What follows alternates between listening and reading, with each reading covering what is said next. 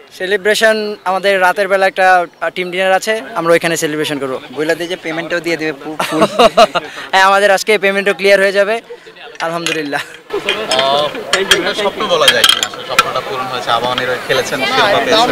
অবশ্যই এটা তো একটা ড্রিম ছিল যে আবাহনী টিমে খেলবো, আর সবচেয়ে বড় ড্রিম ছিল যে কিভাবে ডিপিএল এর চ্যাম্পিয়ন হতে পারবো। সো ডিপিএল এর চ্যাম্পিয়ন হতে পেরে খুব ভালো লাগছে আলহামদুলিল্লাহ।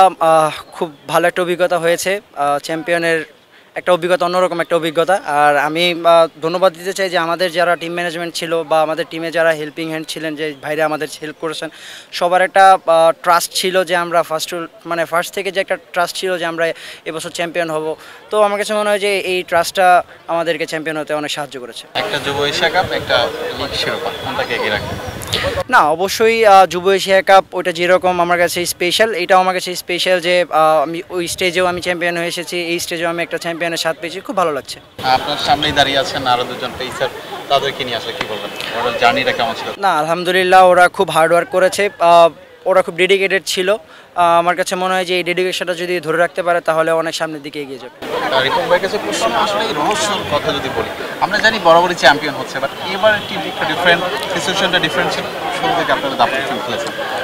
না, আলহামদুলিল্লাহ আমরা যেই বাজেটের টিম ছিল, বাট আমাদের একটা প্লাস পয়েন্ট ছিল, আমরা সারা বছর সবাই একসাথে ক্যাম্প বা একসাথে যে কোনো ট্যুরে আমরা একসাথে থাকি। সো আমাদের মধ্যে ফার্স্টের থেকে ওই বন্ডিংটাই ছিল। সো ওই বন্ডিংটাই আমাদের অনেক সাহায্য করছে মাঠের পারফরমেন্সে হেল্প করতে। ফাইনালে জয়ের পর নাহিদ রানাকে মিস করছেন না? না, জয়ের পরে ও ফোন দিছিল ভিডিও কল, সো ওর সাথে কথা হয়েছে, সব ও আমাদের চ্যাম্পিয়নের অংশীদার। সো ও চ্যাম্পিয়নটা ভাগাভাগি করে নিছে আমাদের। আপনারা সবাই জানেন উনি কিছুদিন আগেও ন্যাশনাল টিমে সিলেক্টেড ছিলেন। সো ওইটা ছেড়ে উনি কোচিং কেরিয়ার আসছে।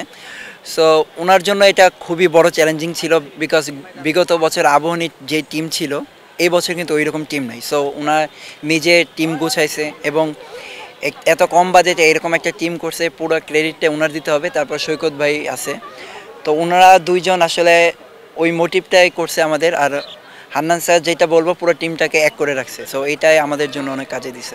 দেশ জুড়ে তোলপা ওয়ালটন ফ্রিজ কিনে আপনিও হয়ে যেতে পারেন মিলেনিয়ার।